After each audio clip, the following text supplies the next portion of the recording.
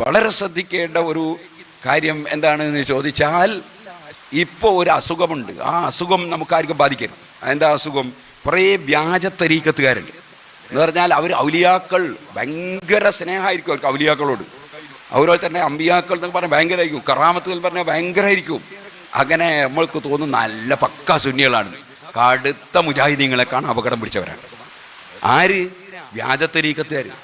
അവർക്ക് ദീനില്ല. അവരെ പറ്റി ഇൻഷാ അല്ലാഹ് പ്രത്യേകം ഒരു പ്രസംഗം പണ്ട് കാലത്തൊക്കെ ഒരുപാട് നടത്തിയതാണ്. പക്ഷേ അതൊന്നും ഇപ്പോൾ ചെറിയപ്പക്കാർ കുട്ടികൾക്ക് അവരധികവും ആ പ്രസംഗമൊന്നും കേട്ടിട്ടില്ല. അവർക്ക് അതിനെപ്പറ്റി ഒന്നും അറിയില്ല. അതുകൊണ്ട് അവർ പലരും തെറ്റിദ്ധരിക്കുന്നുണ്ട്. അപ്പോൾ അവിടെ ഞാൻ പറഞ്ഞു വരുന്നത്, ഈ കക്ഷികൾ, ഈ തരീക്കത്ത്, വ്യാജ തരീക്കത്തിൻ്റെ കക്ഷികൾ, അവർ പ്രചണ്ഡമായ പ്രചരണം, അവർ ആലിമ്യങ്ങൾക്കെതിരെയാണ് അവർ പ്രചരണം നടത്തുക, സാലിഹീങ്ങൾക്കെതിരെയാണ് അവർ പ്രചരണം നടത്തുക.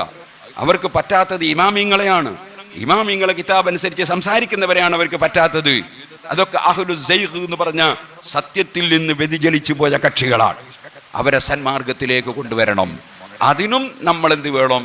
നമ്മൾ ഹക്കായി ജനങ്ങളെ ബോധ്യപ്പെടുത്തേണ്ടതുണ്ട്. അവരുടെ ചില കുതന്ത്രങ്ങൾ കേട്ട് നമ്മൾ പെട്ടുപോകരുത് എന്നാണ് ഞാൻ പറഞ്ഞതിൻ്റെ അർത്ഥം. ഞാൻ ഈ അടുത്തൊരു പ്രസംഗത്തിൽ പറഞ്ഞിരുന്നു, ഒരു പാട്ട് കേട്ട് ഞാൻ, അലിയെ നീ പുലിയാണ്, പുലിയെ നീ അലിയാണ് എന്ന് പറഞ്ഞൊരു പാട്ട്. അപ്പം അലി റളിയല്ലാഹുവിനെ നീ എന്ന് വിളിക്കാൻ, നമ്മളെ സ്വന്തം ബാപ്പാനെ നീ എന്ന് വിളിക്കുമോ? നമ്മൾ വിളിക്കൂല. അമ്മാമനെ വിളിക്കുമോ? വിളിക്കൂല. ഉസ്താദിനെ വിളിക്കുമോ? ഇല്ല.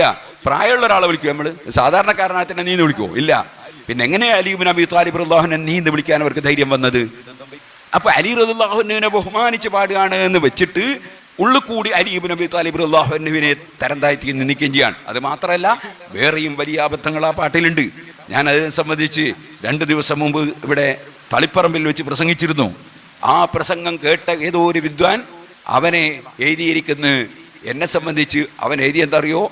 ഇതാ തികഞ്ഞ വഹാബിസം സ്റ്റേജ് മേൽ വെച്ച് പറഞ്ഞിട്ട് ഒരാളും എതിർത്തില്ല. വഹാബിസം പറഞ്ഞ ആളാരാണ്? ഞാൻ. എന്താ കാരണോ? അലി ഇബ്നു അബീ ത്വാലിബിനെ നീ എന്ന് വിളിച്ചത് ശരിയായിട്ടില്ല. അതാണോ വഹാബിസം?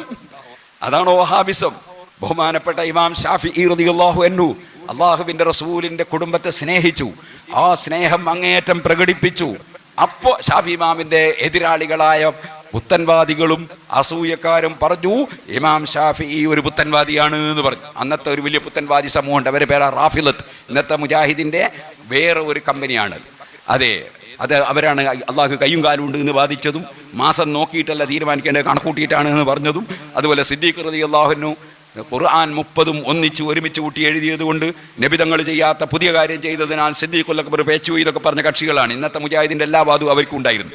ആ കക്ഷികളായ റാഫിളത്തിൽപ്പെട്ട ആളാണ് ഷാഫി ഇമാമ് എന്ന് അന്ന് ഷാഫി ഇമാമിനോട് എതിർപ്പുള്ള കക്ഷികൾ പറഞ്ഞു. അപ്പോൾ ഷാഫി ഇമാം ഒരു ബൈത്തിയില്ലേ, ആ ബൈത്താണ് ഇൻകാന റഫ്ളൻ ഹുബ്ബു ആലി മുഹമ്മദി ഫല്യസ്ഹദി തഖലാനി അന്നീ റാഫിളി. അള്ളാഹുവിൻ്റെ റസൂലിൻ്റെ കുടുംബത്തെ സ്നേഹിക്കുന്നത് അത് റാഫിളത്ത് എന്ന് പറയുന്ന പുത്തൻവാദമാണ് എന്നാണ് ഇവർ പറയുന്നതെങ്കിൽ നിങ്ങളെല്ലാവരും സാക്ഷി നിന്നോ. മുഹമ്മദ് ഇബ്നു ഇദ്രീസ് ഷാഫി എന്ന ഞാൻ നബിതങ്ങളെ കുടുംബത്തെ സ്നേഹിക്കുന്നവനാണ്. അതിൻ്റെ പേരിൽ എനിക്ക് കിട്ടുന്ന പേര് റാഫിളി എന്നാണെങ്കിൽ നിങ്ങളെ പേര് വിളിച്ചോളൂ, എനിക്കൊരു കംപ്ലൈൻറ്റുമില്ല. ഇതുപോലെ സുന്നത്ത് ജമാഅത്തിൻ്റെ വിഷയം പറയുമ്പോൾ അതിൻ്റെ പേരിൽ അയാൾ മുജാഹിദാണ് എന്ന് പറയുകയാണെങ്കിൽ അതിൻ്റെ പേരിൽ സുന്നത്ത് ജമാഅത്ത് പറയൽ നിർത്തുമൊന്നുമില്ല. അങ്ങനെ ഒരു പുത്തൻവാദിയും അങ്ങനെ ധരിക്കുകയും വേണ്ട, സുന്നത്ത് ജമാഅത്ത് പറയുന്നത് നിർത്തും.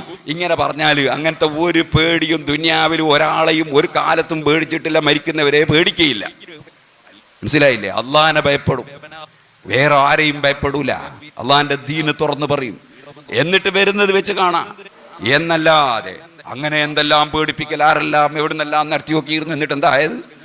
അങ്ങനെ ഒരു ഭയവും ലോകത്ത് ഒരു സൃഷ്ടിയെയും അള്ളാഹുവിൻ്റെ ദീന് പറയുന്ന വിഷയത്തിൽ ഒരാളെയും ഭയപ്പെടൂല, ഭയപ്പെടാൻ സാധ്യമല്ല, ഭയപ്പെടാൻ പാടില്ല. അല്ലാ യഖാഫ ഫില്ലാഹി ലൗമത ലായിം. അള്ളാഹുവിൻ്റെ വിഷയത്തിൽ ആക്ഷേപിക്കുന്ന ഒരു ആക്ഷേപവും ഭയപ്പെടാതിരിക്കണമെന്ന് എൻ്റെ പ്രിയപ്പെട്ട നബി എന്നോട് വസിയ്യത്ത് ചെയ്തതാണ് എന്ന് അബൂദറിൽ ഗിഫാരി റളിയല്ലാഹു അൻഹു പറഞ്ഞിട്ടുണ്ട്. ഖുർആനിൽ തന്നെ ലാ യഖാഫൂന ലൗമത്ത ലായിം, ആക്ഷേപിക്കുന്നവൻ്റെ ആക്ഷേപം ഭയപ്പെടൂല സുന്നത്ത് ജമാഅത്തിന്റെ ആളുകൾ എന്ന് ഖുർആൻ തന്നെയും ലോകത്ത് പഠിപ്പിച്ചിട്ടുണ്ട്.